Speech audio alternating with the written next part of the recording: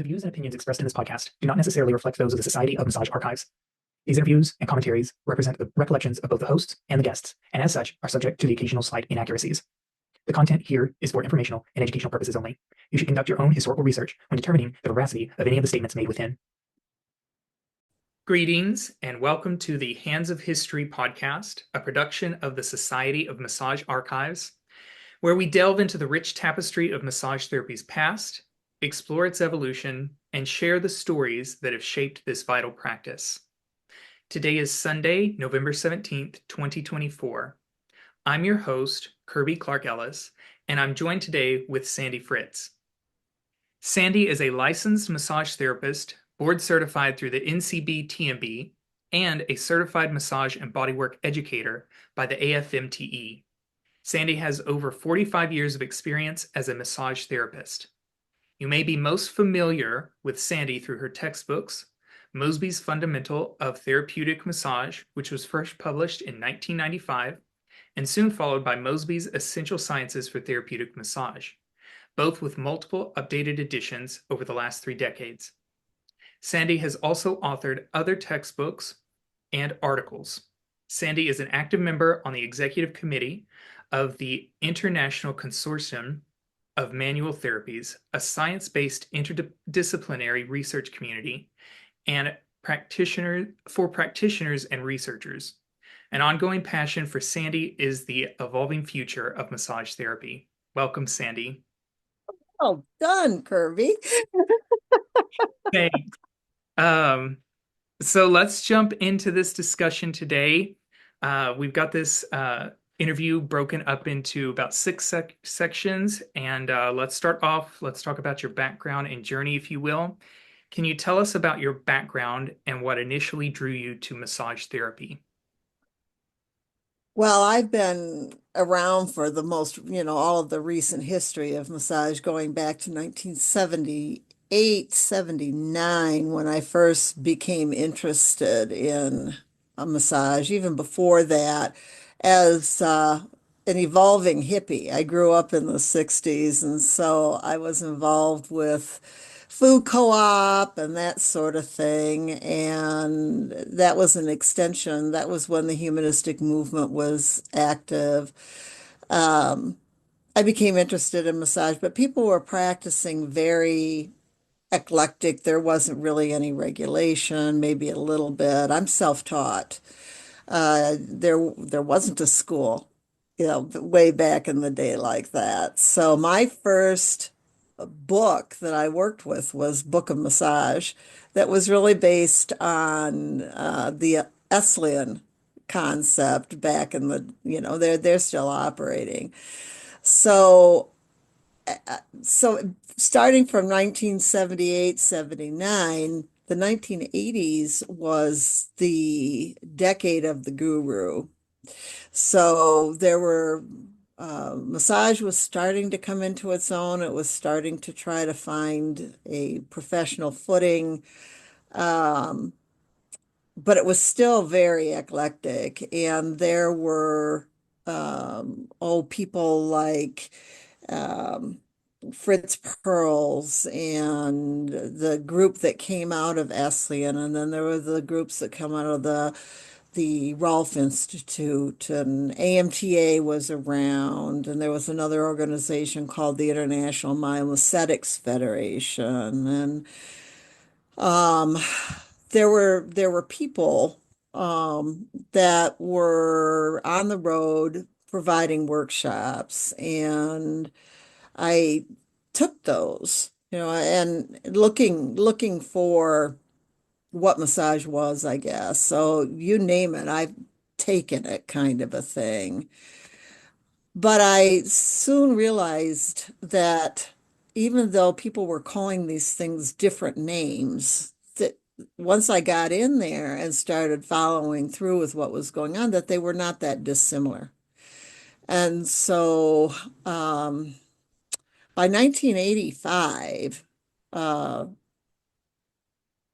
so about 6 years in, I was actually quite disillusioned because it just didn't feel like there was any cohesiveness. and nobody was talking the same language and all that. Now, there are some people that had an amazing influence on me. One was Dr. Leon Chadow, who I was privileged, he passed 3 years ago now.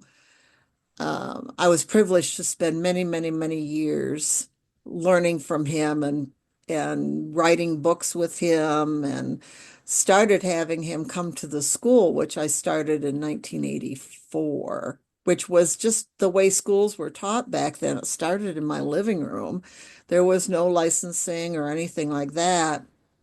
It's just a group of people that wanted to learn what I had taught myself or what I had learned through workshops, going to various workshops. So I found his blue book and reached out and said, I need your grounding. I want to work with you. And I did. And the other person was or is John Barnes. So that brought me into the idea of connective tissue approaches and all of that. And then I was fortunate enough to have a physician from Russia who immigrated into the United States on refugee status and was contacted to see if there was a way that the massage therapy school might be able to facilitate his ability to practice, Dr. David Giervich. And he was in his 60s when he immigrated and couldn't bring his medical licenses with him. So uh, I made a place for him at the school, and he taught at the school, and he didn't have a lot of Russian or a lot of English, and I had absolutely no Russian, but we managed to still communicate. So those three had a really impact. Impact. And then there was another, the first formal massage class that I found was from Irene Gauthier. And she was here in Michigan, and she was teaching out of her basement. And it was a little 100-hour thing. She created or was instrumental in creating the organization International Myosynthetics Federation. And they were kind of going back and forth off of the AMTA. The AMTA was kind of thought of as a Swedish massage idea, classical massage. I don't know, we struggle with these forms and styles and names, and they wanted massage to be more than that. That was part of the reason why they moved into starting their own organization. And so they coined the term myomesthetics as opposed to Swedish or classical massage. And Irene was instrumental in that. And I learned from her and still use that foundational approach for all these years, all 46 years now, I guess it is. So it's been a real journey for me of finding people and then trying to pull that together beyond their individual style and approach. And I was around when there were a lot of these people like John Upledger and um, David was with the chair massage was active, and it was a rich time. I don't think there'll be a time like that ever again. So I am a consolidator. So I reached this epiphany where I went, huh, it's kind of sort of all the same thing with lots of different names. And that's how I've kind of approached my career then with that. So, Gotcha. Excellent.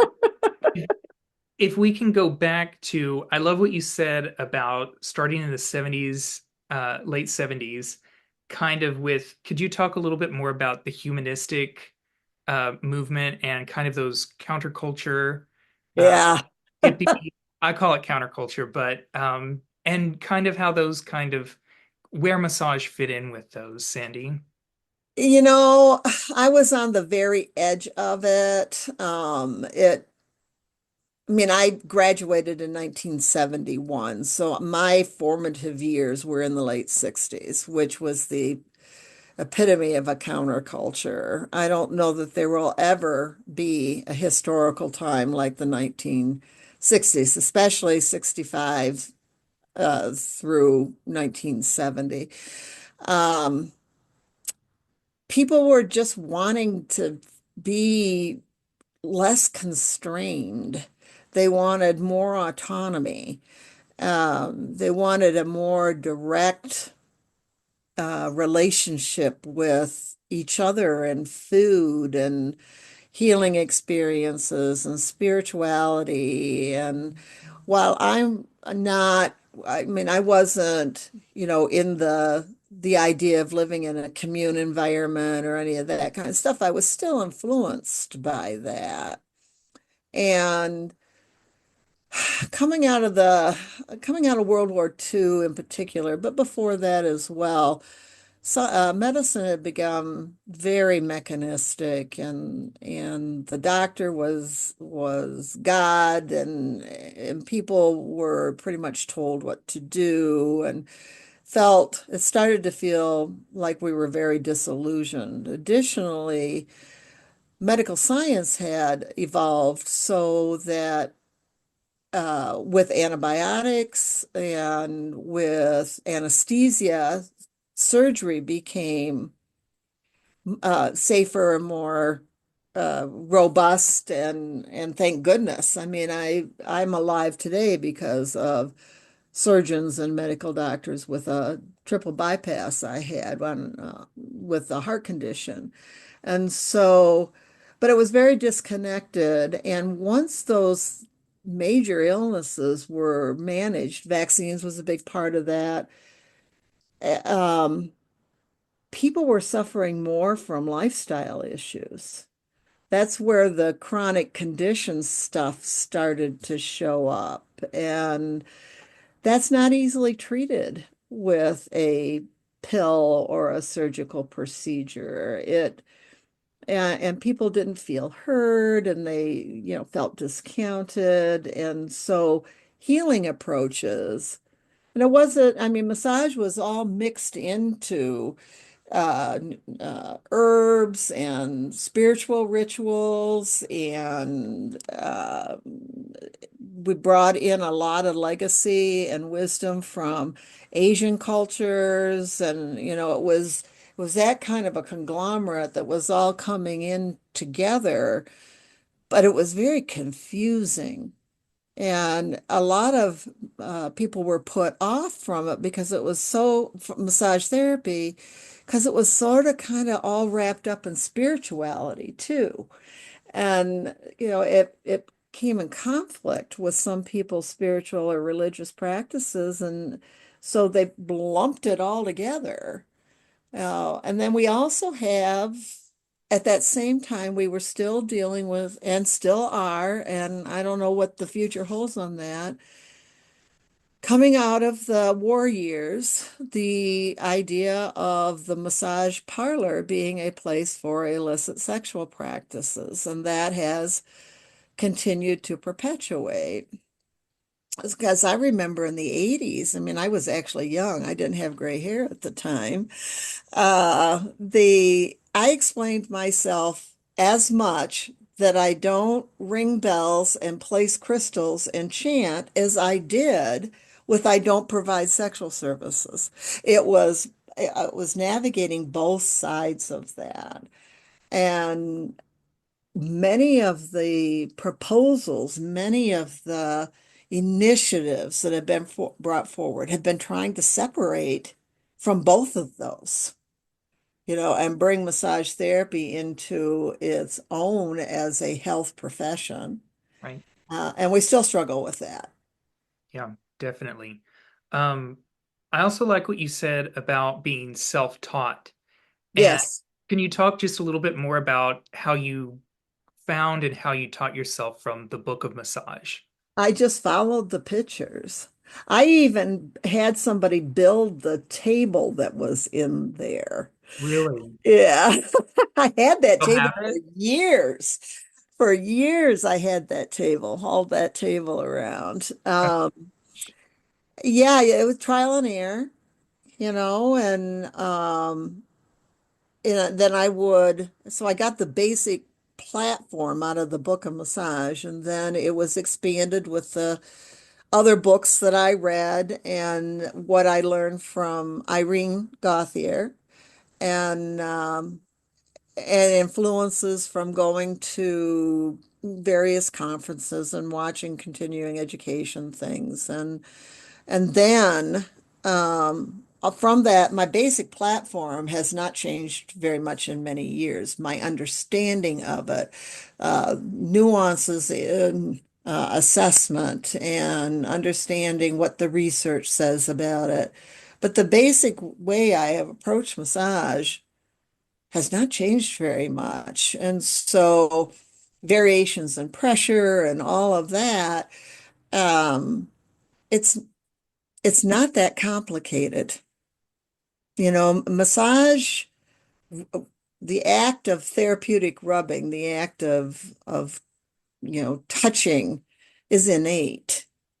We sort of kind of know how to do that. How do you take that to a more stylized approach that falls into something that people can see as a unifying system or therapy? So, um, and I'm still teaching myself.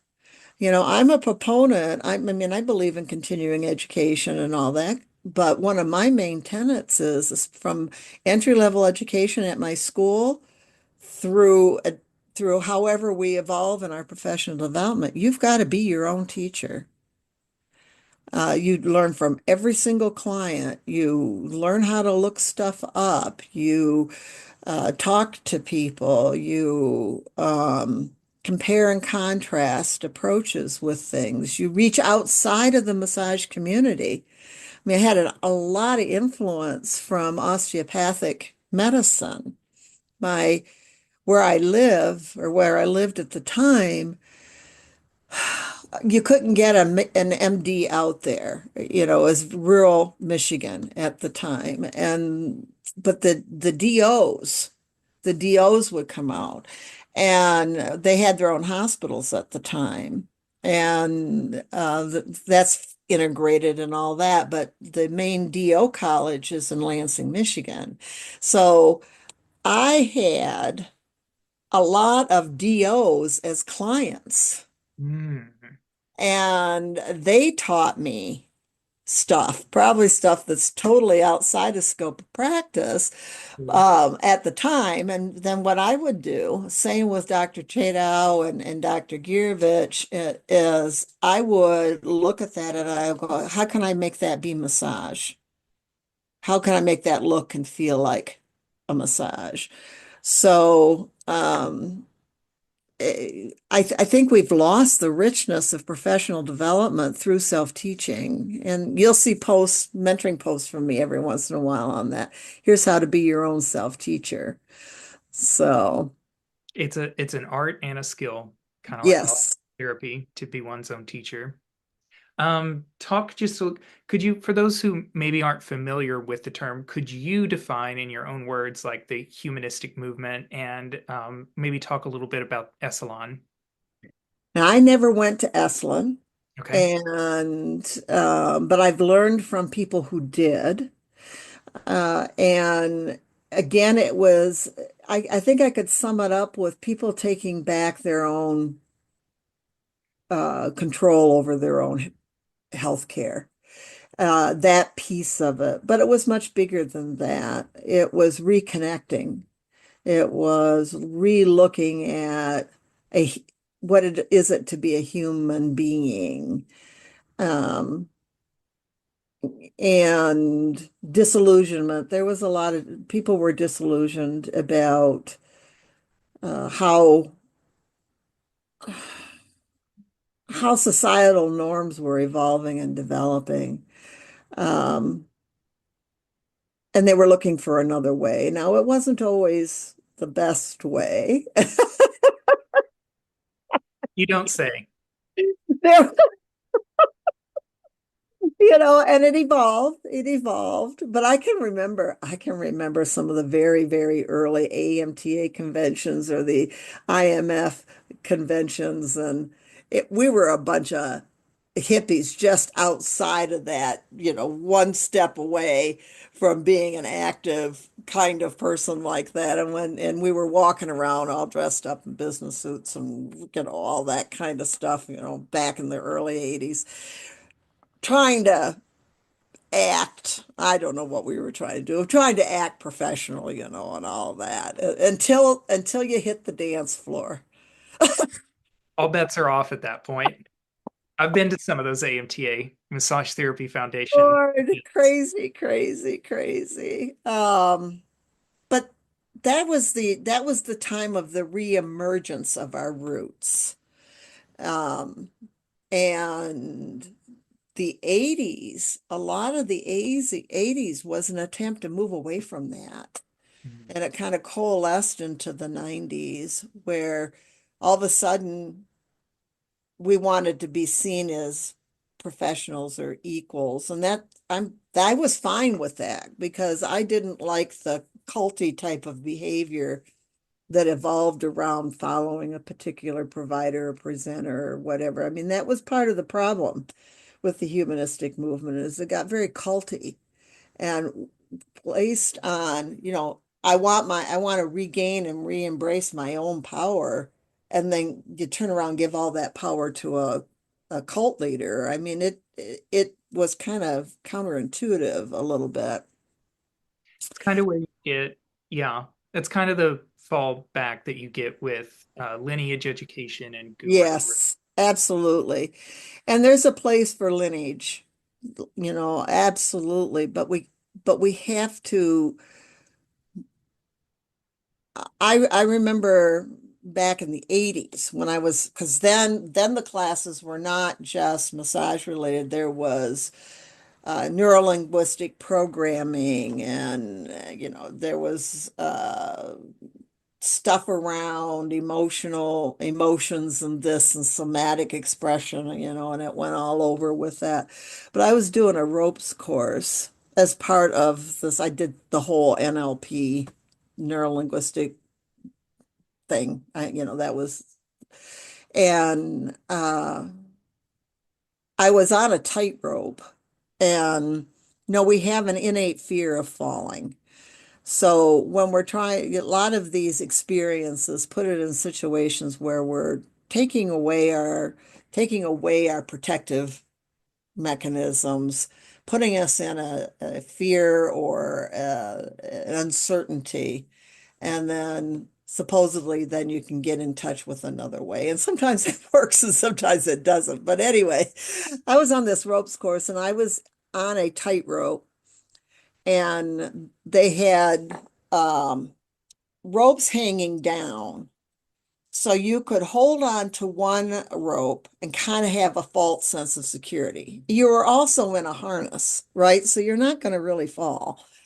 But that didn't matter. You still had the perception of that. And they had those suspending ropes such that you had to let go of the one in order to actually get enough reach to get to the next one. So there was a period of time where you didn't have anything to hold on to.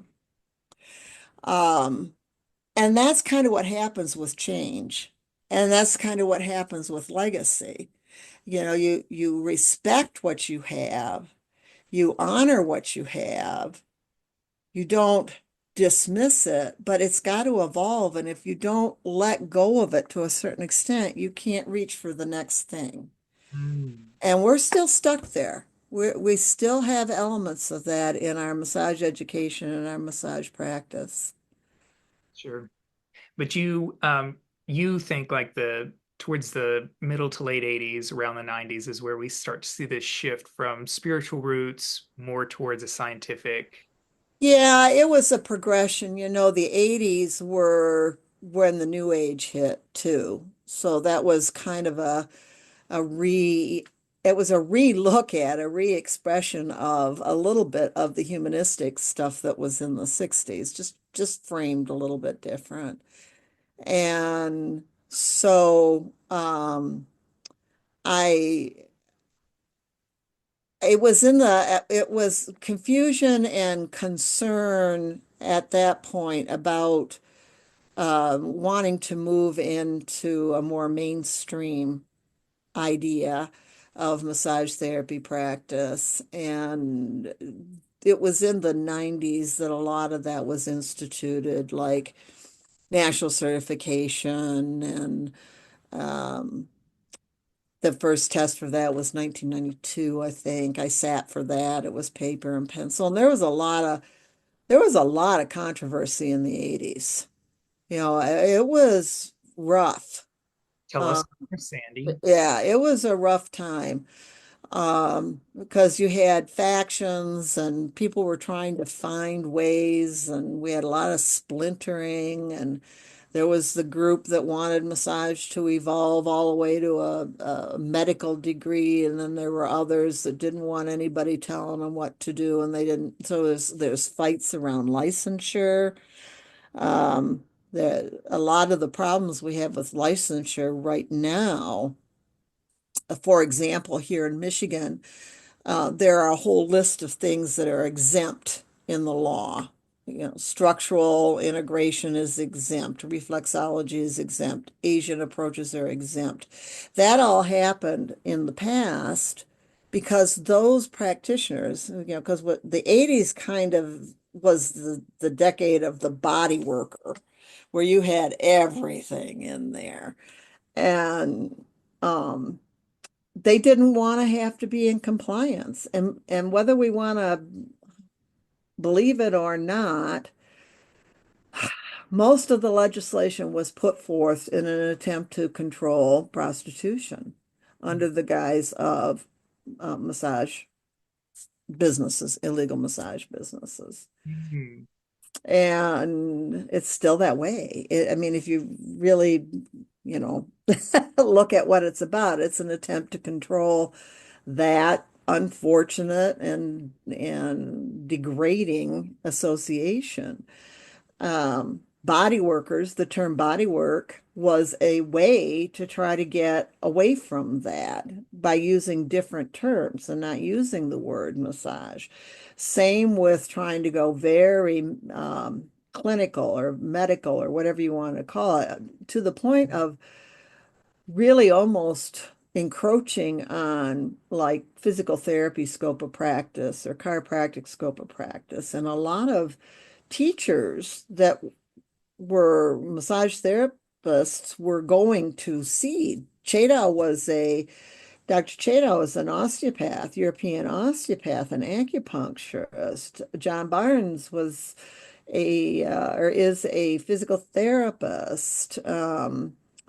The whole trigger point, neuromuscular therapy, all of that came out of an attempt to get away from either the over spiritualization of massage or the prostitution side of it. In your estimation, Sandy, would you, looking back to the 80s to now, would you say that those movements in licensing and regulation, are they working to Not separate? with human trafficking, no. Which is where the illicit sexual stuff is occurring.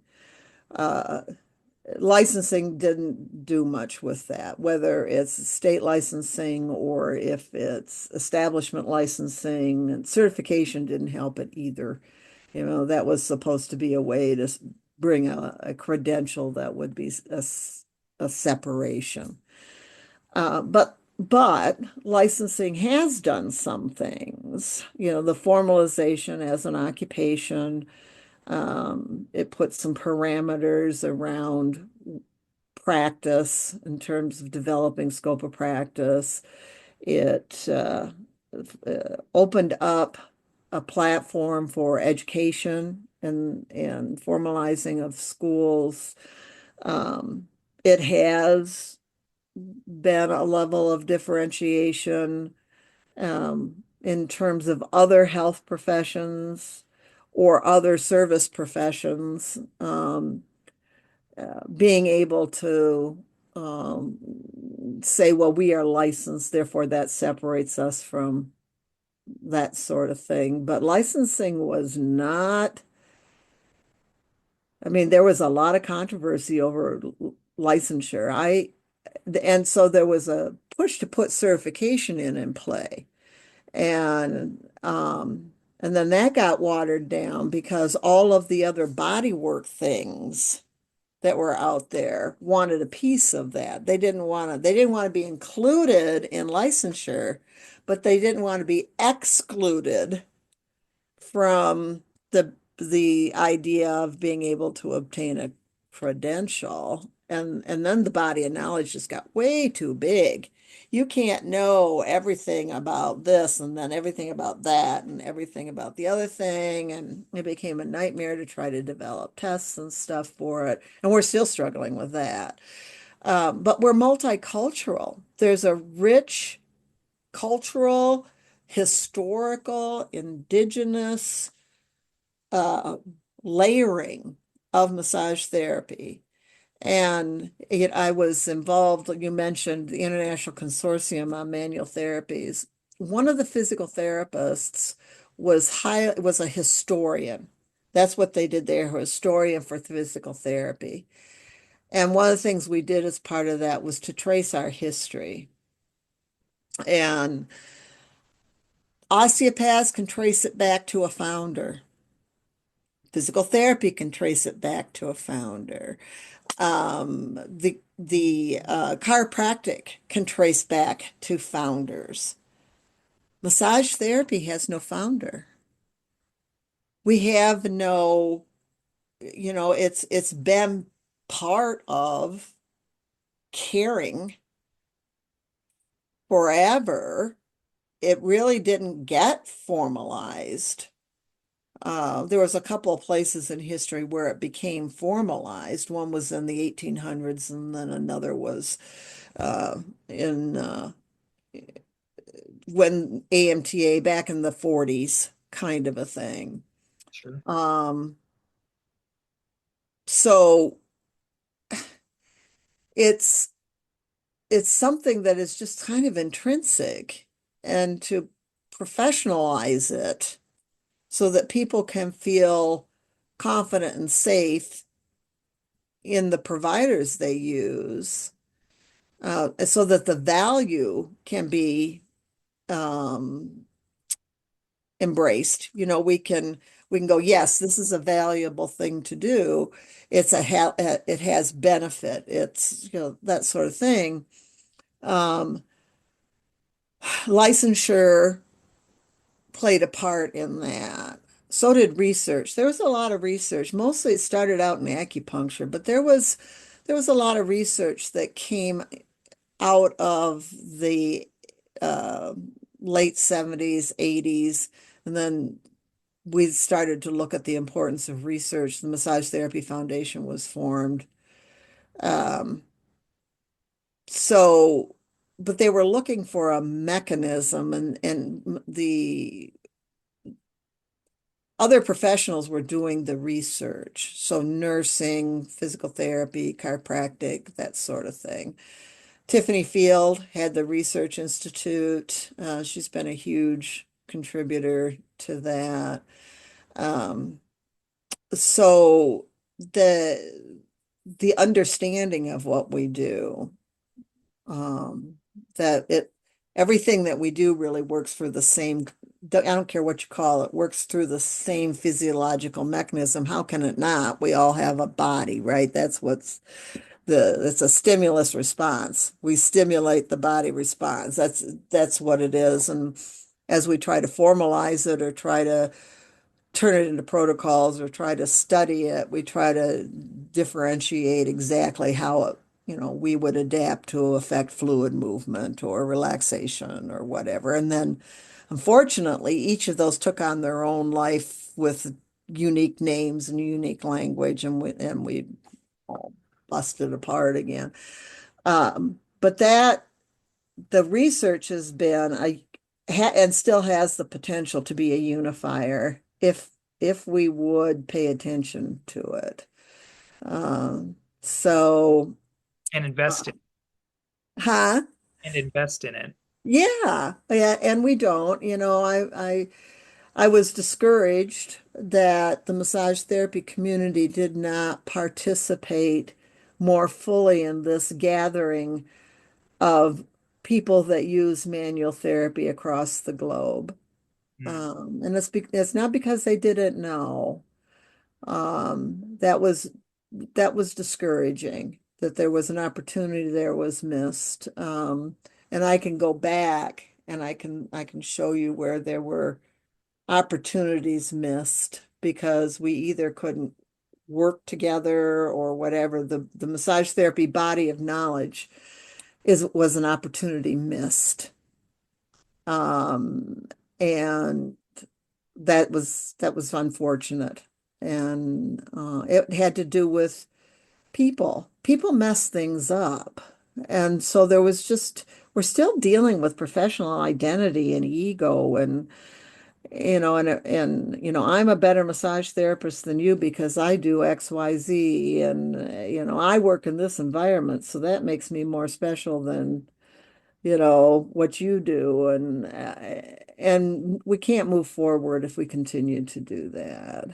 Yeah. I think personality has stood in the way of this industry and this profession for a long time. Well, yeah, and I'm a strong personality, and I have been a very vocal person, and I have not always been nice about it either, because I've gotten very frustrated. What seemed to be so simple to me, I mean, we were stalled in the 80s because the ABMP and the AMTA wouldn't work together. They still don't. Sure. And I can remember standing in a meeting, I forget where it was.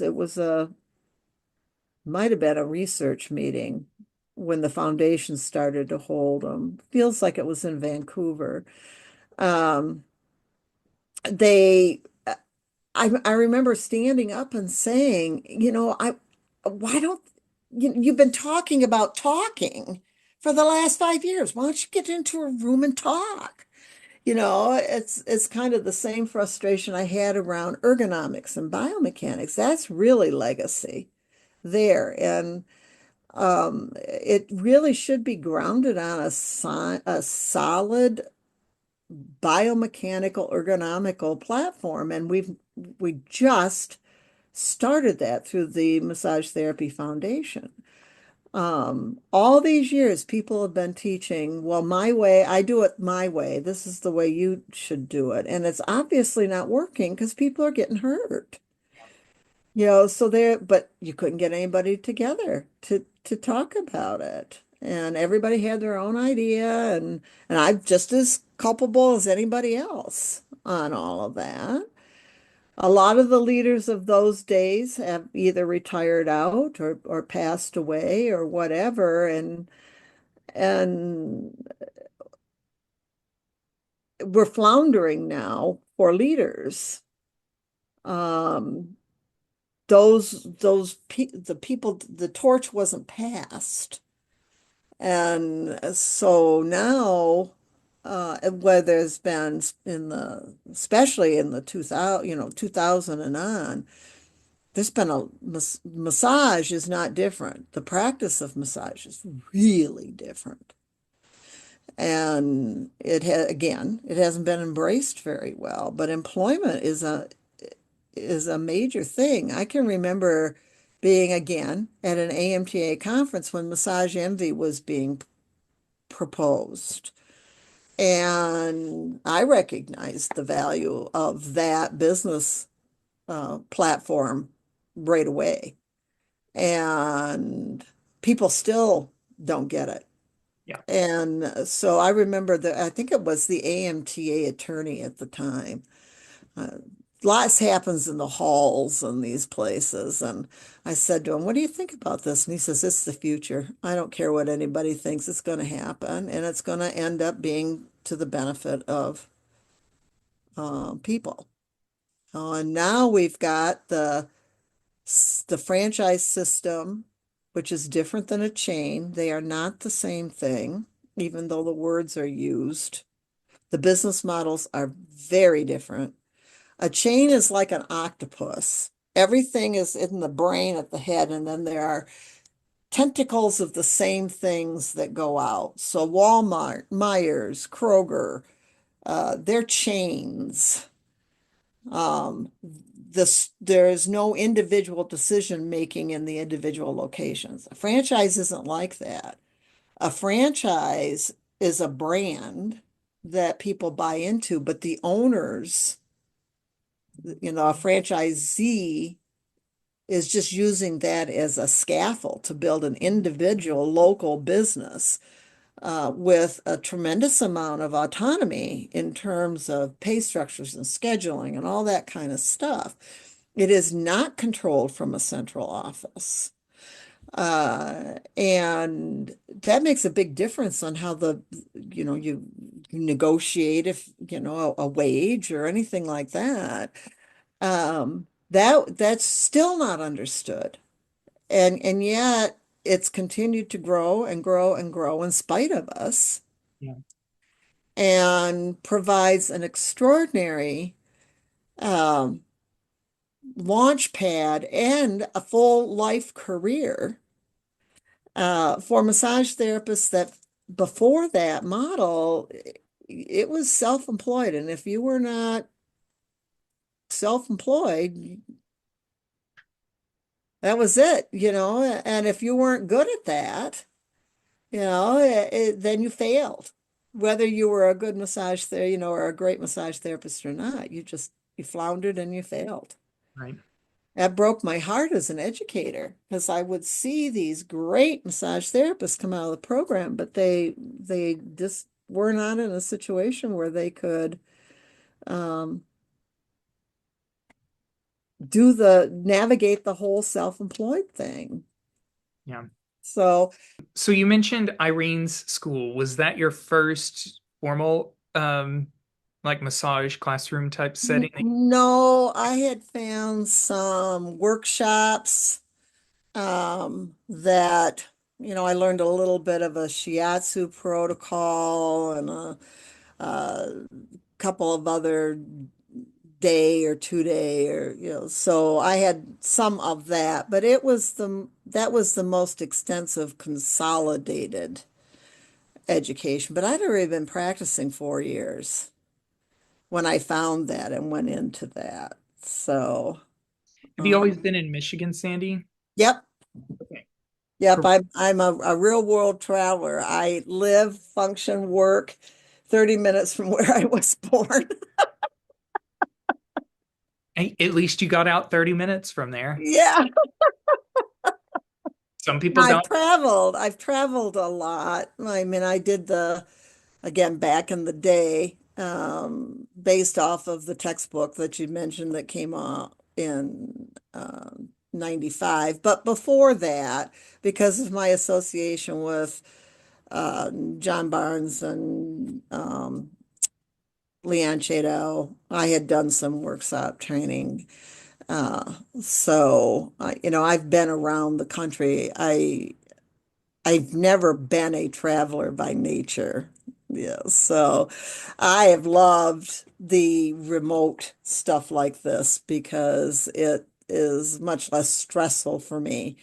And I also lost a lot of vision to glaucoma a few years ago. So um, it, you adapt and you adjust, right? You adapt and you adjust. So this type of a platform still gives me an avenue.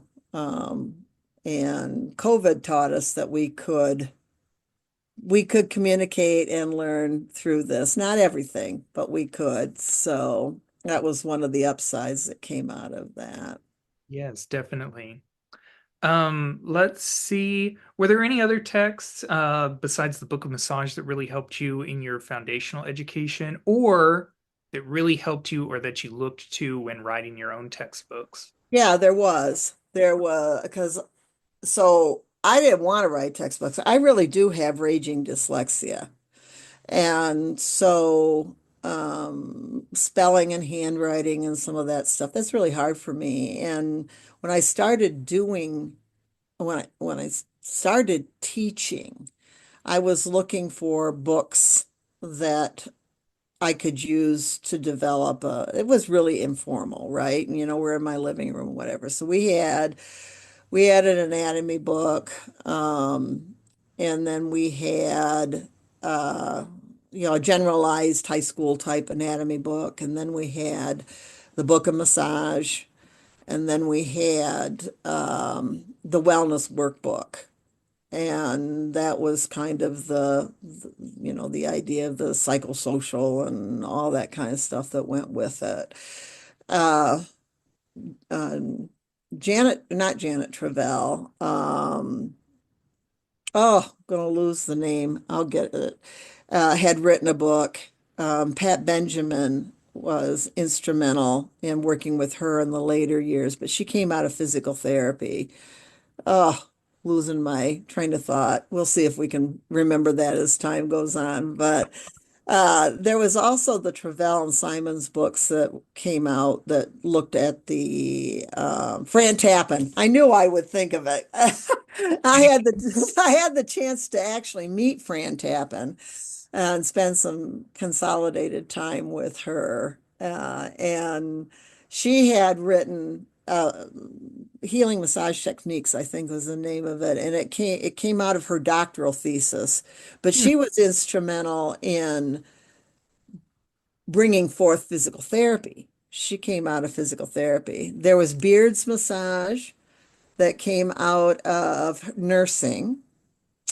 Um, but when I first started teaching, it was the book of massage and the wellness workbook were the primary parts of it. And there was an issue there because if you go back to that book, the illustrations are with people that are nude, Yeah. because that was also part of what came out of, body awareness and body acceptance and all that came out of the humanistic movement and the Esalen idea and all of that. So that was a little exciting. Anyway, I kept bugging the company was Mosby that I bought the anatomy and physiology book from. I kept bugging them for a massage textbook. And finally in 95, 1991, 92, they um, had a branch out company called Mosby Lifeline that was looking for innovation. And so they asked me I kept bugging them, you need to develop a massage therapy text. And they kept saying, well, why don't you write one? Well, I didn't want to write one because of the dyslexia, right? And so, anyway, they went through a lot of renditions. Nobody wanted to write an entry-level book. So, not one that started with, here's how you put the sheet on the table. They didn't want to do that. They wanted to get right into, these advanced methods and approaches and all that kind of stuff. So, there was an author for, um, we, you might want to think of it as certified nurse, CNA, certified nursing assistant, or that kind of level of genre. Her name was Sheila Sarantino, and she had written a text um, for that occupation, for that, and I used that text as a model, for the first draft of the textbook. The way that was laid out was the way I laid out the massage therapy book. Great. And because, you have to have a place to start, and I'm certainly not going to recreate the wheel. So I will always she's a hero in my world, um, because she gave me a scaffold to work from to write the first textbook. So, um, Job's Body I think was a landmark book and came out, Dean Juan. There's David Palmer, although he didn't really do a book. The chair massage stuff came out at that time. Anatomy Trains, came out then. So there was just a lot, but it was really just it wasn't different. It was just variations. And so Gotcha. Mark Beck did a book. Mark Beck didn't do a book. Mark took over a book. I think it was called Theory and Practice of Massage. It had been around forever for cosmetologists. Hmm. Because massage is within scope of practice for cosmetology. All right. And so he updated that, and uh it's still used in schools. He passed away. I knew Mark. He had a skiing accident. I think it was a skiing accident. And became quadriplegic pretty much after it. But he continued to work with the book, through till he passed away. And I don't think it's been revised since then. But the last revision embraced ELAP, entry level analysis projects. So, uh, but there were also fringe things. Now that's Touch for Health and applied kinesiology and polarity and from Randolph Stone, and it just all of that stuff was kind of wandering around. That's under that umbrella of body work. So Okay. To step back to your start around the late 70s and 80s, can you recall any local or regional or even national big names in the profession of massage therapy? Anything that sticks out to you? not in the beginning. Irene Gauthier is probably, as far as massage is concerned, she was probably the name. And that was very isolated. It was not like a national thing, right? It was in the 80s that the big names came out. Sure. It, I'm sorry, I'm hung up on this self-taught thing. How did you find other massage therapists? Like, how did you build community? Well, Um, I searched around. It was hard. I mean, I had the group, the co-op, it was a food co-op. I had, where we had some level of community there. But it was really not massage therapy. It it was off of this shiatsu class that I took. This was this little weekend. It was just follow the dots kind of a thing, and because there was no internet back then. right. You couldn't just go into a chat program or an internet search or anything to find stuff. So that that took me on my search to figure out what was going on. Now, my college background is in accounting, um, part of my college background. So my personality and the precision required for accounting is not a good fit. And then the other thing, life circumstances plus, I was in a marriage that was not working. Got married real young, I was 19. Um, and you remember this was 100 years ago, not quite, but and I was in my late 20s, and I was trying to figure out something. I needed a something, and the marriage was falling apart, and I needed a way to support myself. So I just made it up. I just dove in, and I had a baby. I had a little person, and yeah, yeah, you just do. It's. I don't think those days are available anymore Yeah. as far as entry level and getting into the occupation or into massage as a, as a profession. I don't think anybody could do that anymore, but you can do the same kinds of things with your self-teaching as part of professional development. Yeah. So, for example, if I want to, I worked with, still do, professional athletes. Never sought that, got drug into it, um, and worked with football players and basketball players, worked with teams, worked with individual players, whatever. And every time they came to me with a thing, I had to go learn about it. So I've dislocated my shoulder. Uh, I had a blood clot in my carotid artery. That was an interesting thing to try to figure out how to work around.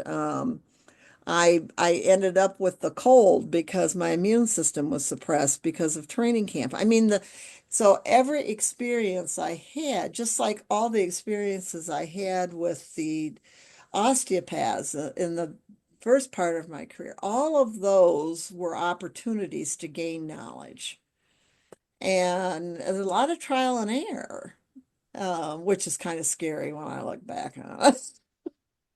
Well, I imagine in the absence of a founder of the profession and in the absence of a guru to learn from, I imagine trial and error is the only way that you develop. And you kind of ask questions and you go to the library. I mean, I went to the library.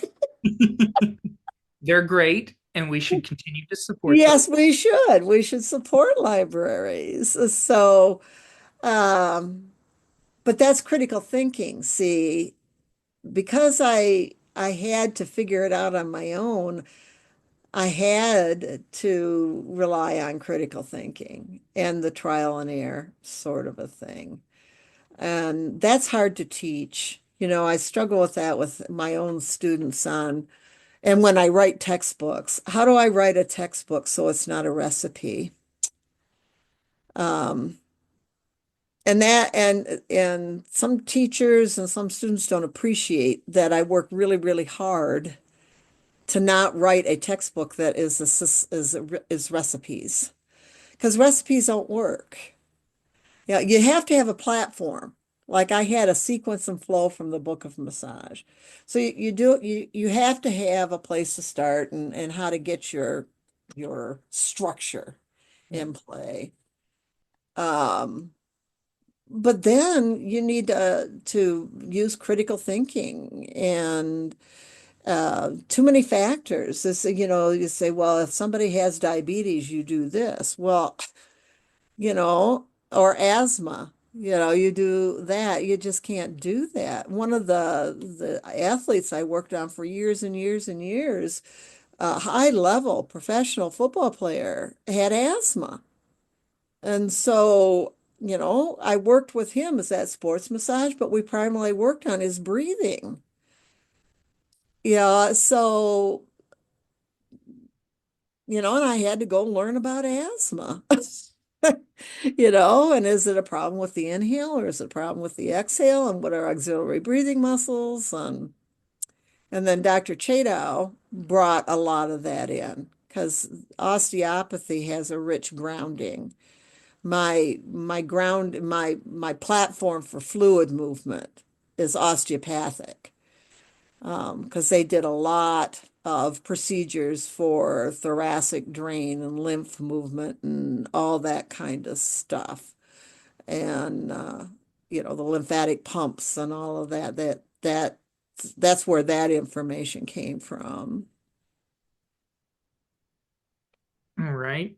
Sandy, correct me if I'm wrong, but Michigan got their Practice Act or their licensing, their regulation in 2009. It was enacted in 2009. It had been on the books for a long time before that, but it wasn't actually enacted. Really? So, and then that was a bumpy couple of years. because it used the national certification exam as kind of in lieu of a license exam, and then it switched over, and then for a period of time, a lot of stuff was if you were a member of AMTA or ABMP or nationally certified, you were exempt from the various zoning ordinances and that sort of thing. Hmm. So then when the MLEX became available, Michigan switched over to that. But there was a whole glob of people that were grandfathered in that 2009, 2010 kind of a arena. So, and it's been a good thing. We just have all those loopholes in the license. Asian bodywork practices and energy-based practices and reflexology practices and, structural approaches. And, so there's a lot of ways that people can practice without a license. Gotcha. Have you ever served on Michigan's regulatory agency? No, I have not served. I have consulted. I've been a school owner, a licensed school owner since 1980. There's at least by 85. There were, and we were accredited by NCCSCT back in the day, prior to CompTIA being, and the those poor Department of Education, and school approval processes, they've always been understaffed, always, always, always. So, they would come and say, "What's this, Sandy? And what do you do about that, Sandy?" And how, so I did that. Um, I, I really admire anybody that will serve on a regulatory board, like board of massage in any state. It's a thankless job, unfortunately. And so anybody who has ever done that has nothing but my appreciation and admiration. What about professional organizations? I know I you're. I have been involved in a volunteer status with all of them. I was a founding member of the Alliance for Massage Therapy Education. I have been a volunteer of multiple facets with the National Certification Board.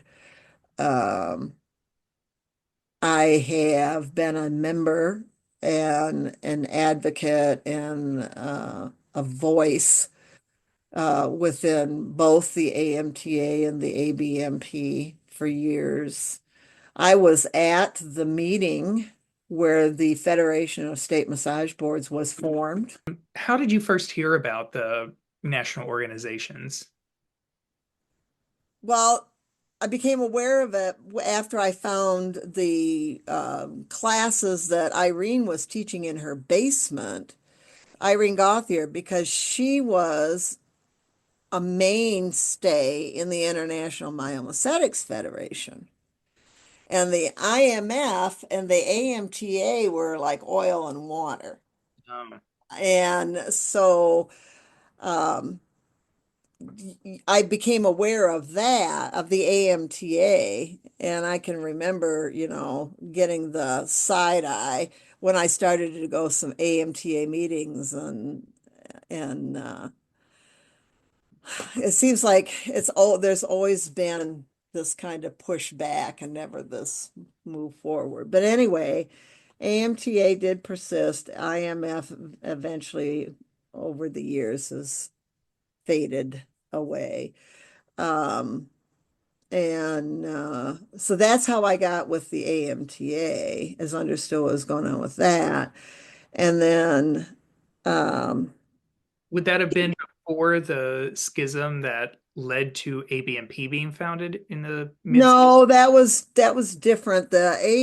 ABMP has an interesting history too, and I'm working off of memory here, but um, there was a concern in that AMTA was becoming a monopoly and taking over everything. And So there was a group, Sherry Williamson, I think, was part of it, but Robert Cavett and Judy and all of that were all part of that over there.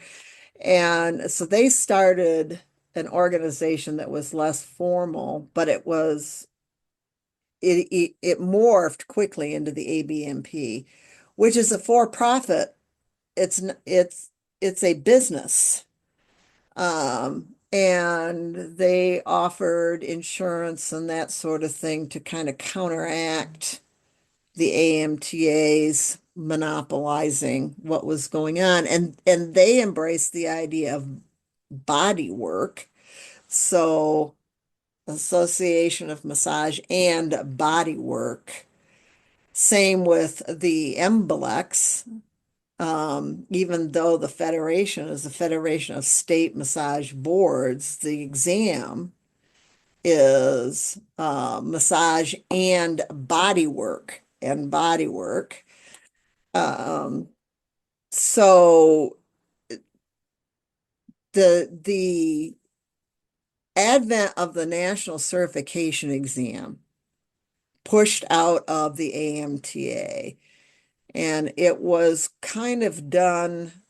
It was the thought was pulled together kind of in an internal circle within the AMTA, and um, and they were promoting it forward, and without really taking a look at what the profession wanted. Um, and granted, we probably didn't know what we wanted at that time, but for me, it made more sense to have licensure as opposed to this national program. But that's not a wrong way to do it. There are a lot of occupations that credential themselves that way. Um, but there was a huge schism what happened with that, and ABMP really came into its own around that issue. And then, it happened anyway, and the National Certification Board developed the National Certification Exam.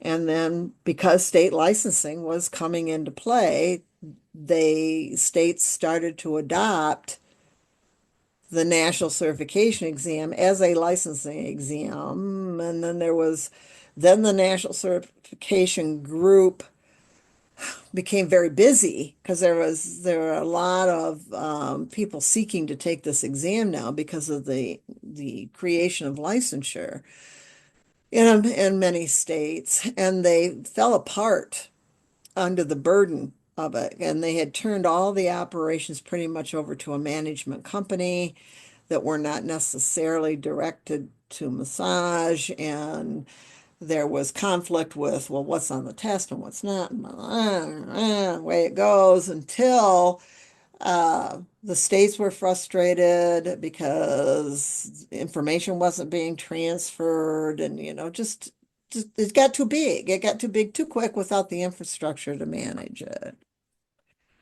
ABMP and the money and the people behind that back when it was first formed saw an opportunity and pulled together already. They would say they didn't, but they already had the plan in place. But they pulled together leaders in the field. I was there and talked about forming another organization and talking about how other occupations have this that are licensed have these organizations that are just for the licensing boards and all of that, and that they were going to create a test, and ta-da, and there it goes. And I uh I wanted there to we already had so many organizations that were infighting. I didn't want to see another organization, but I don't always get my way, right? So I wanted there to be support for the national certification exam, but it didn't work. And so they came forward and they pulled that exam together, and right or wrong or indifferent, and whether we like it or not, that exam is the scaffold for entry-level education now these days. And uh, you know, so boy, was there fighting between then the Federation of State Massage Boards and the National Certification Board, and then there finally was an agreement, and there was some resources exchanged that National Certification would not offer a licensing exam anymore, but then they would do the continuing education, and then the Federation said okay, and then they started doing continuing education approval type stuff. And It's a so actually, the Federation of State Massage Boards and the AMTA have got all the money. yeah. ABMP is a private organization. We don't know how much money they have, but they pretty much can do what they want when they want, and they almost always do a good job. So um, so here we are. We're still not talking to each other, and we still have fragmentation, and we're in a whole different climate. Our future is not the way it was even 10 years ago. It's very different. Yeah. Tell me a little bit more, Sandy, about so you self-educated and then you started your own business providing massage. Yep. Yep, sole provider, my own business, didn't ever have a receptionist. Had offices, had little rooms, rented rooms and a chiropractor and in a fitness center, went to people's homes. Had a home office, as far as my own private professional practice, I've always been a DBA sole practitioner with no receptionist.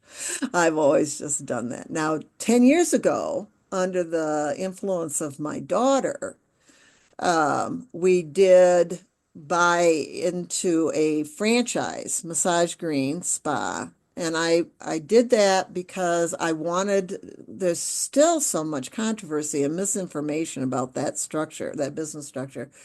I thought, well, what better way to learn about it than to be part of it? Now, that Massage Green was acquired by Hand and Stone. So businesses, I got this in my master's degree in organizational leadership.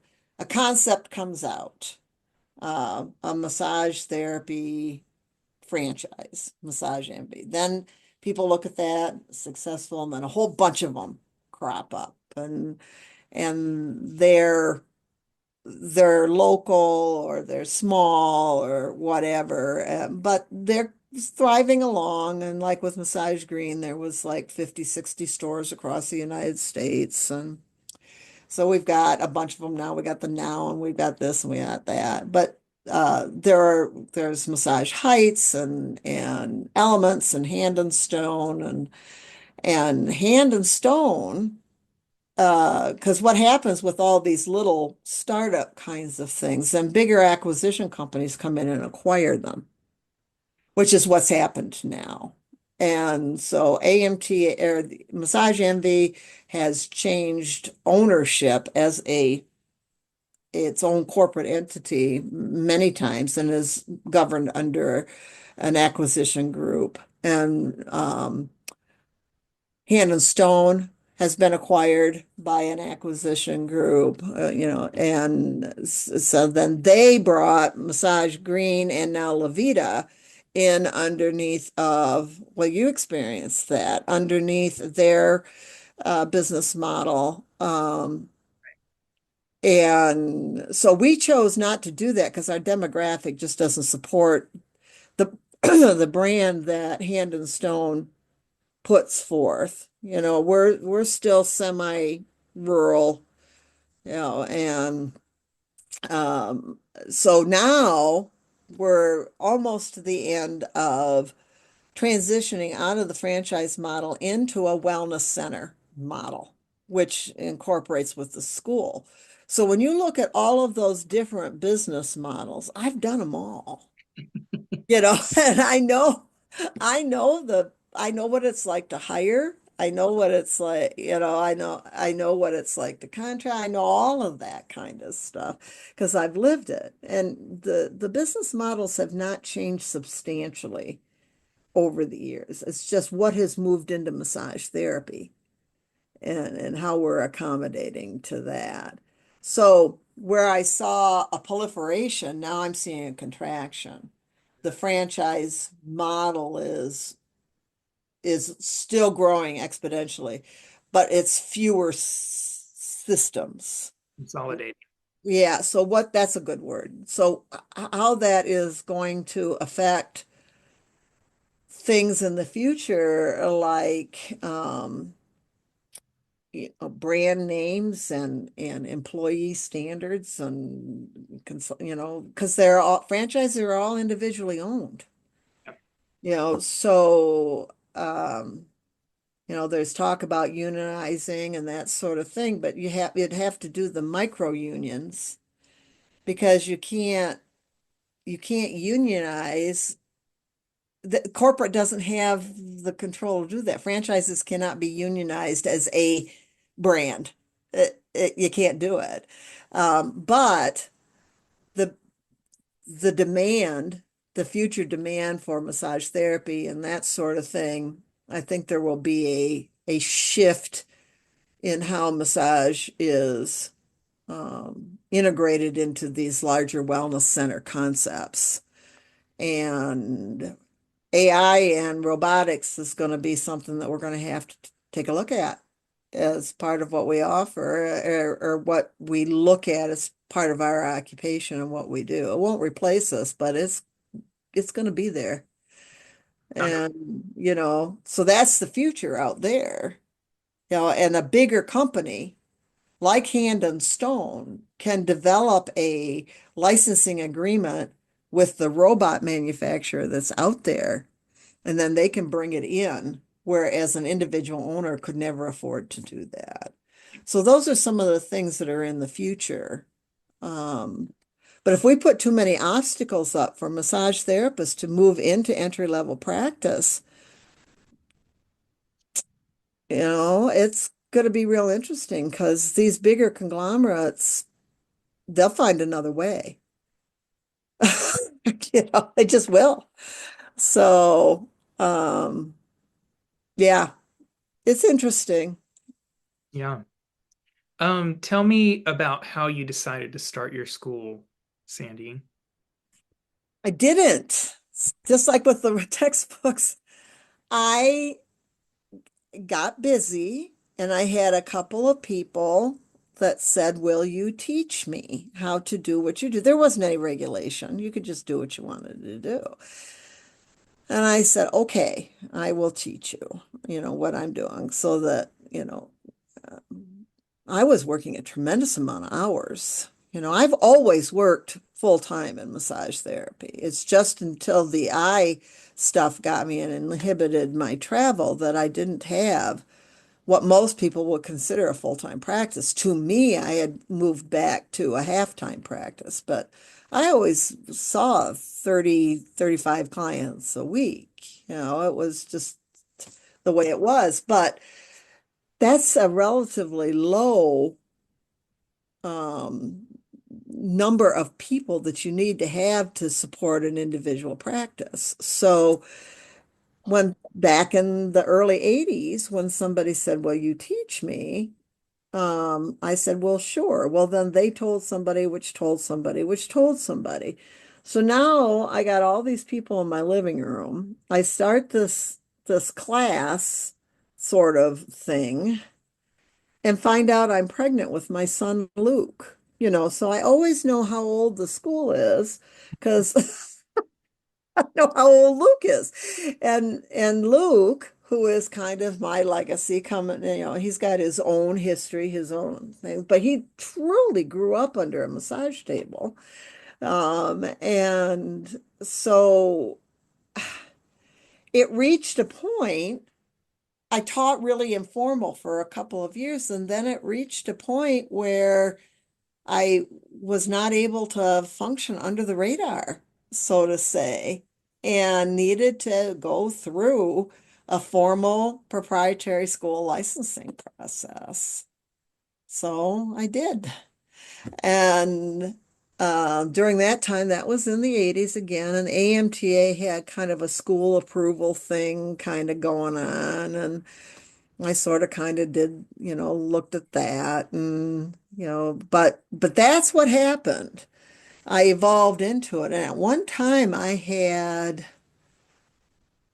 12 regional centers and was graduating 300 and some students a year.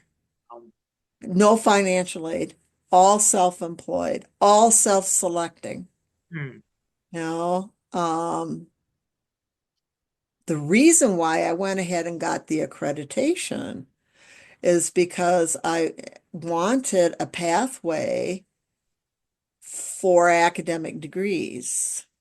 hmm, And there is a university in Michigan, Siena Heights University, that has worked since the 60s, has worked with what they call an inverted major. Well, they will take the occupational training and then they will put the academics on it. So they've created this Bachelor's of Applied Science. And I wanted a Bachelor of Applied Science in Massage Therapy. So originally, it was a one-on-one agreement between my school and Siena Heights. And I had to be accredited in order to meet their criteria to do that. I never took financial aid. Well, over time, once the part of the process of national certification, instead of each individual school having to be improved by Siena Heights, they were then able to say criteria for the major massage therapy is that you've graduated from a massage therapy program, that you are licensed and you are board certified and you have 2 years of professional practice. That transfers to Siena Heights University for 45 credits. That's the major. And I saw that as an important step for teachers.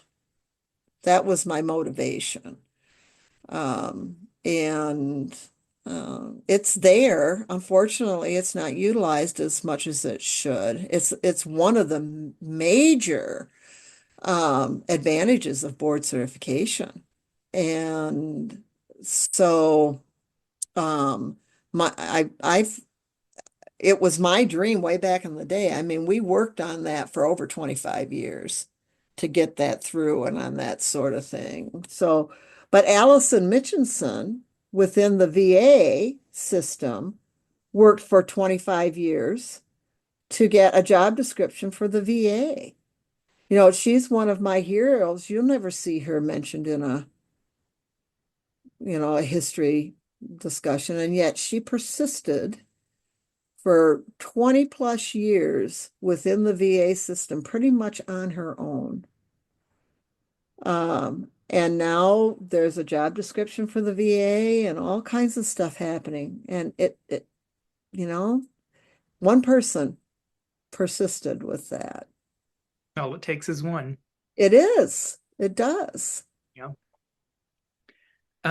Sandy, to kind of close out your background, can you tell us how has your approach to studying massage evolved since your self-taught days in the late 70s, early 80s?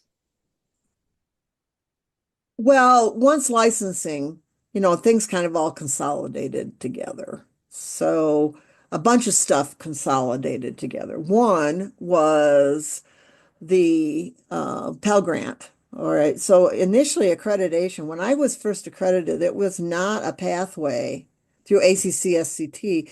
It was not a pathway for financial aid. That happened later. So accreditation was about school excellence, that sort of thing. But very quickly during that time frame, it became a pathway to be able to offer financial aid. And then it got very weird. Um, Once you gotta provide financial aid, then you gotta fit the education into their model of what it is. That combined with licensure, um, put us into and academic materials, academically published materials, put it into a situation where a proprietary vocational school could create a massage therapy program. And that just blew up in the early 2000s. Right, wrong, or indifferent, what broke it up was misuse of financial aid, not with massage and specific, but in general. And some of the big schools that had campuses all over the place fell apart, were closed down, all that kind of stuff. And along with them was the massage therapy program that academically created, um, probably was a good educational platform. They know how to deliver those school conglomerates know how to deliver vocational education. They know how to do that. Um, but massage doesn't neatly fit in that basket either, Doesn't and go so most anywhere. so so I mean that's still there. And that's still a platform. Community colleges started to come on board, although that did not grow nearly as much as I thought it was going to. Um, that all fell apart in 2007, 8, and 9. Schools went out of business. They got set up with fraud for financial aid. All of they closed down. Do you think the recession had anything to do with that? Oh, it was huge. It was a huge part of it. We lost a whole bunch of the schools. Um, and I can tell by royalty checks, for example. I mean, I had royalty checks of XYZ in 2006, and by 2008, it was half of that. And that just has to do with enrollment and the viability, and not understanding what it takes to run a smaller private school like what I have. It's not a moneymaker. And if somebody doesn't have some other drive for it, it's like owning a massage business. People think that these owners are making tons of money and they're not. And so there's got to be something that actually motivates you to work that number of hours and really not get paid for it. Yeah. It's not good business. It's Right. a terrible business model. So here I am.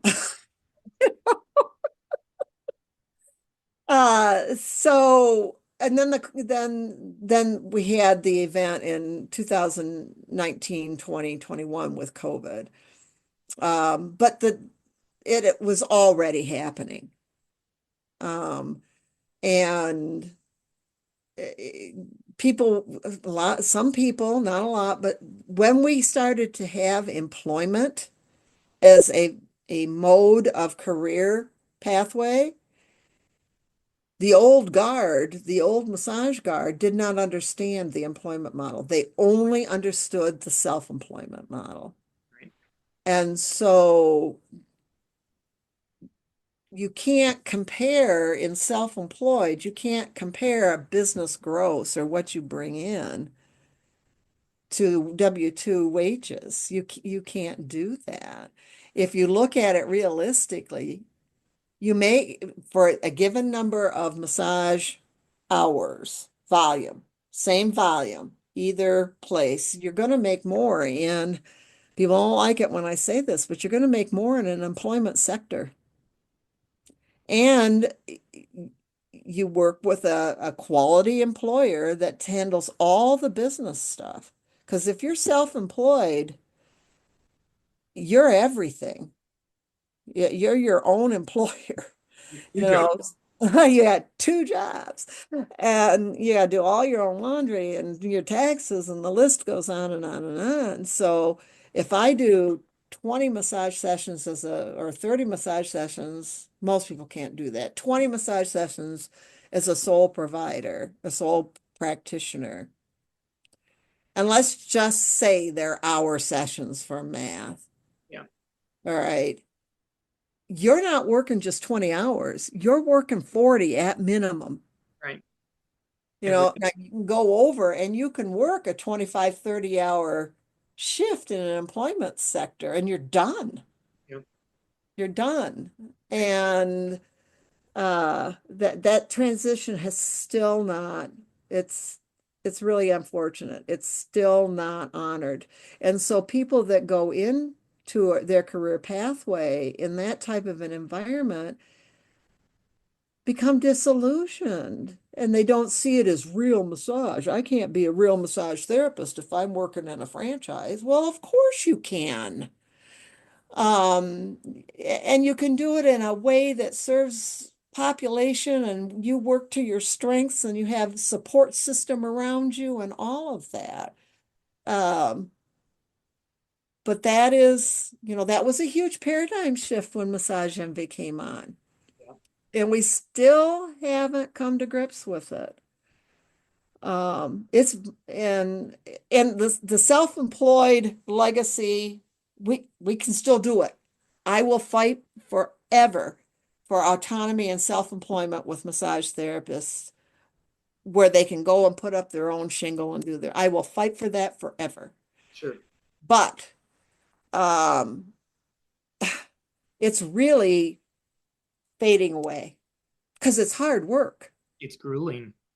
And people get into it. Your generation, younger generations that are coming up, they really want that work-life balance, and they don't want to do it. Well, and there's no immediacy in it either.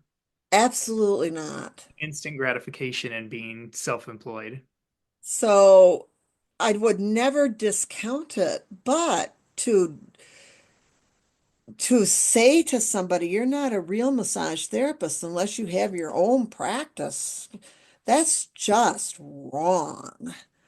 And full-time, wonderful career or a long career where you're part of a team with an employer that understands you and stays ahead of what's going on, because there's some crap employers out there.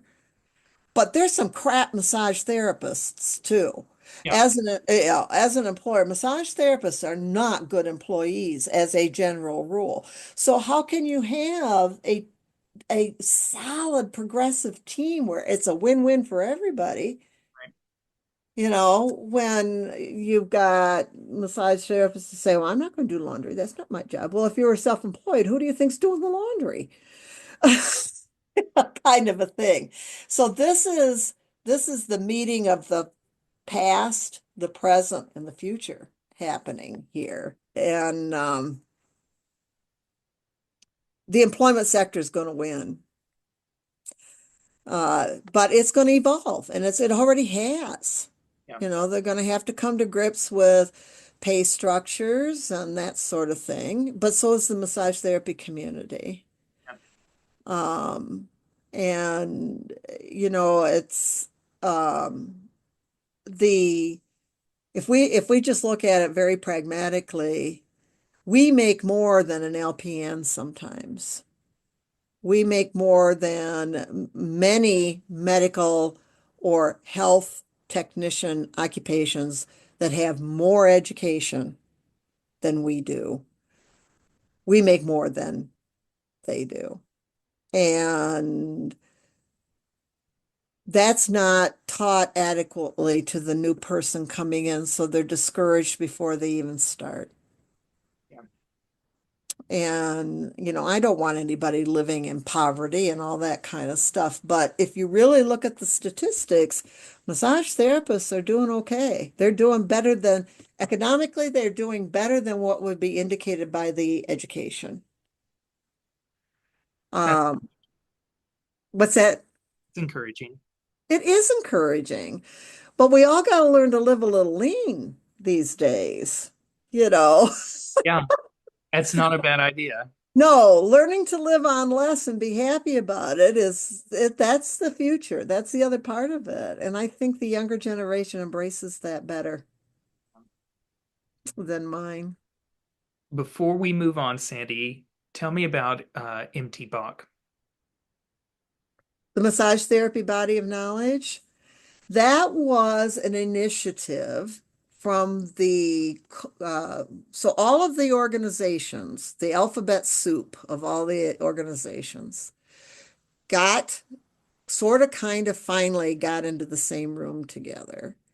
And they came up with an idea that they should try to capture what massage therapy as a professional practice is. Okay. And professional, occupational um, platforms, whether it's a physical therapist or physical therapy assistant or whatever, they have a practice framework. They have that. We don't have that. We have all the pieces. They just won't put them all together.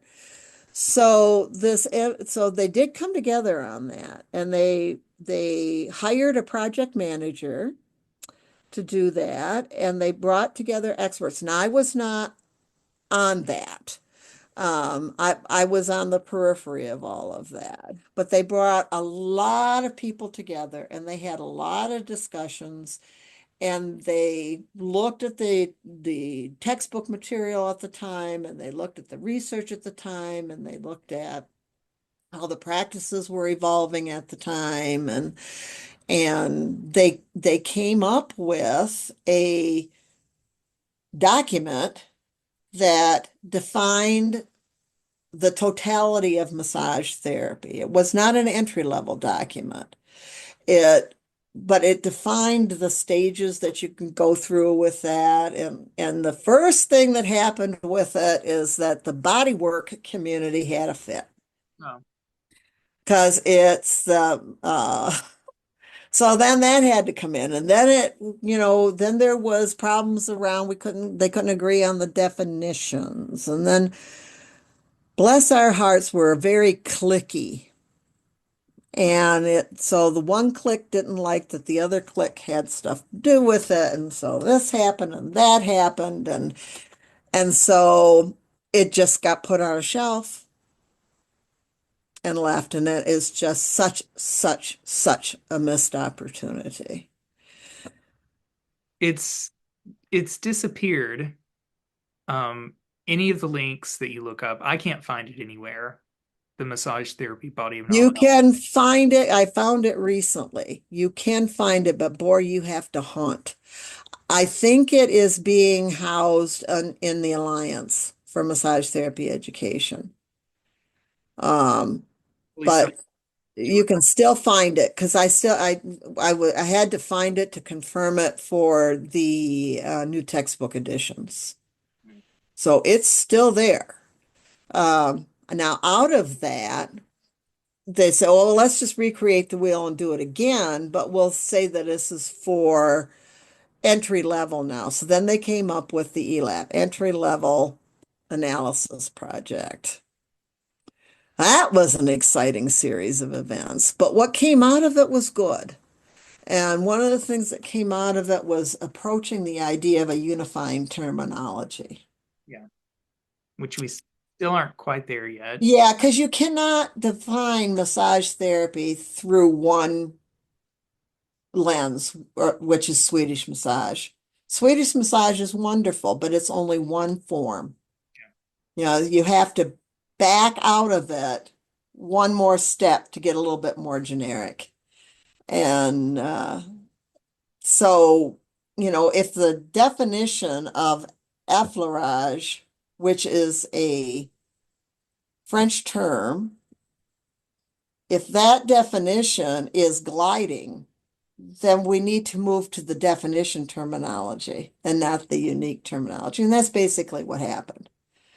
But that took a lot because initially they wanted to base it off of classical massage or Swedish massage. And it's just, that's too small Yeah. for what therapeutic massage is. So, so we're still grappling with that. With the idea Swedish massage is relaxation massage. No, it's not. Yep. Yeah, Swedish massage is basic massage. No, it's not. It's a very rich, involved form and style, but it's not, it doesn't encompass all of what massage therapy is. Right. All right, Sandy, let's transition. Let's talk about preservation and sharing. What do you think is the importance of preserving massage therapy history? If you don't know how all of this stuff came down, we're still circling in it. We're still talking about the exact same stuff that we talked about 10 years ago, 20 years ago, 30 years ago, 40 years ago. Um, and look at what our legacy is coming up from massage has been part of a healing tradition forever. And how does that, if we don't know it, where have been the pitfalls? Where have we fallen apart? Um, when has one cultural system built itself on top of massage therapy? So massage as a healing practice has always been there. The Swedish movement cure of Ling built on that. Just like when the Romans would conquer something, they would build on top of the existing structure. And then it evolved through what happened with Metzger and the Taylor brothers and all that kind of stuff. And so if we don't know that, if we don't know, well, what is the influence of reflexology, and should that be a unique system, or is it part of, does it require its own credentialing or not, and all, if we don't know that, we're still going to just swirl around in this. And there is a faction that wants massage to be medical, Yep. which pushes it into scope of practice infringement. Um, and then you get your turf wars, that back in the when licensing was starting to become more prevalent, there was a lot of conflict between physical therapy and massage therapy. And that was at the exact same time that osteopathic physicians and chiropractors and some physical therapists like John Barnes were teaching massage therapists. And so they were going out and practicing kind of like a quasi physical therapist, but not credentialed with that. I don't blame the PTs for being frustrated. Well, we had a similar thing with dry needling and acupuncture, and that's not totally been resolved yet. So, um, if we don't do that, we're never going to get over those humps. We're always going to come up halfway up the hill and we're going to get stuck. The other thing that's going to happen is we're going to continue to think that we're more different than we are similar. Yeah. And if we don't realize our similarities and work together in cooperation, that's where the ICMT came in so important, because they weren't trying to push massage therapy aside. Those professions were trying to figure out where it belonged within what they did. And they learned a lot from me. And there's 2 papers out on that, and there's a whole list of terminology and glossary and all that 3-year process we went through with that. And the history was a huge part of that. So we're gonna, if we don't tackle this, we're gonna end up continuing to be separated and in silos. The history pulls us together. Yeah. And, and if we don't embrace our history, we're just recreating the wheel over and over and over. And you never go anywhere. It's maddening. Yeah, no, but most people, the history that they have access to is the little bit that's in my textbook or Susan Salvo's book. Now, there is a book. This is called The Emergence of Massage Therapy Profession in America. This was done by Pat Benjamin. She was around way back in the day. I can remember her. She just came out of physical therapy. I remember her sitting up on a stage, back in the like 1981 or something like that. Um, she's done an extraordinary job capturing the history, but nobody else has. We've got people that have tried. You talked about Judy Calvert and stuff that she started to do, and um, there was a character, and he was a character too, back in the late 80s and early 90s, somebody called Richard Van Wy. That was somebody who captured a bunch of historical documents that went way back. Um, and I have most of that. It was the foundation I used for the first edition of the textbook. Wow. Um,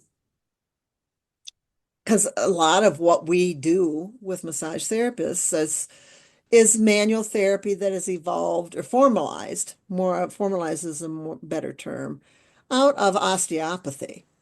And it's not commonly done in osteopathic medicine here in the United States, so it falls to somebody else to do it. But I mentioned earlier, my lymphatic approaches are osteopathically based. So, if we are aware of the history, we can capture stuff that people might think is new and it's not new.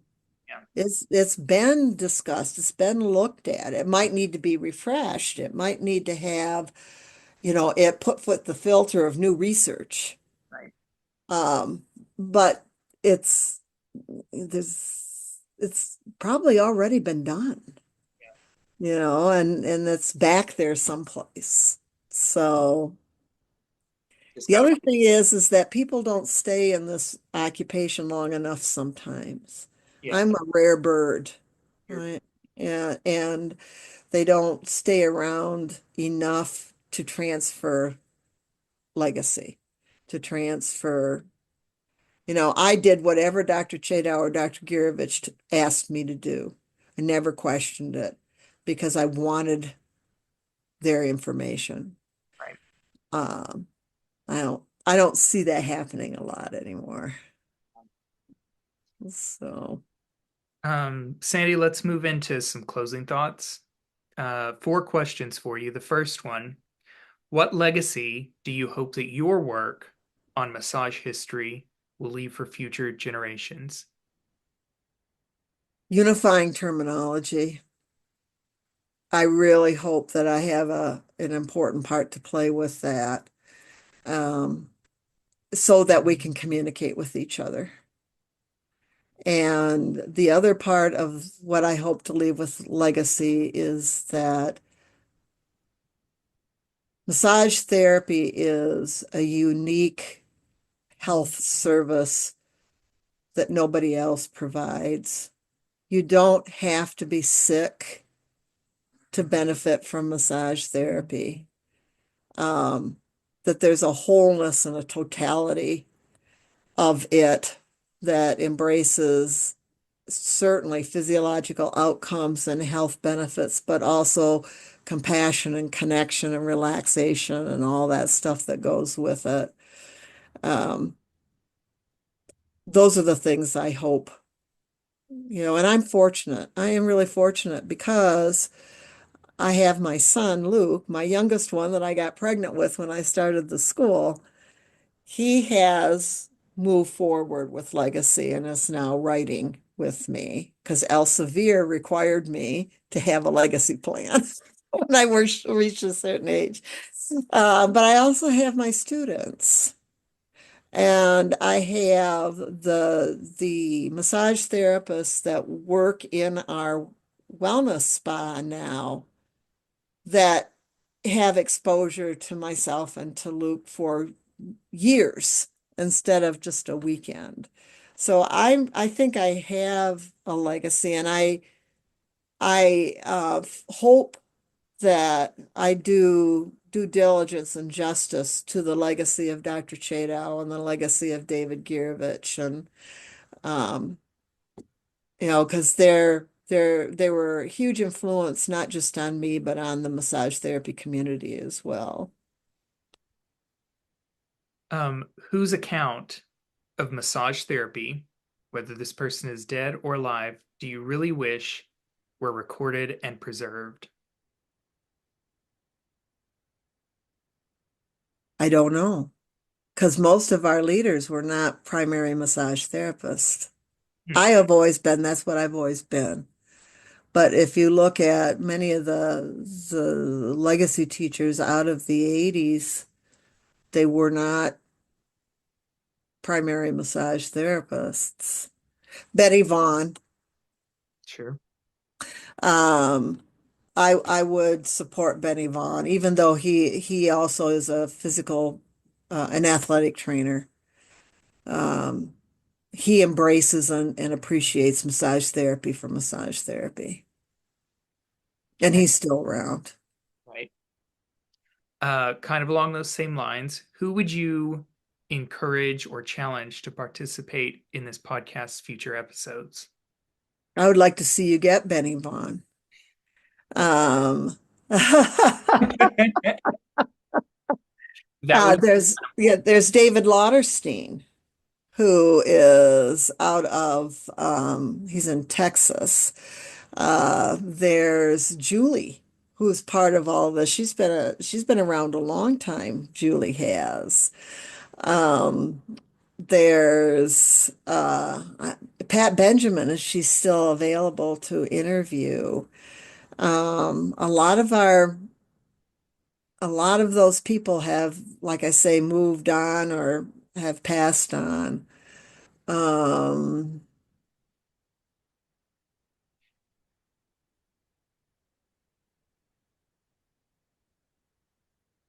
there's Nancy Dale.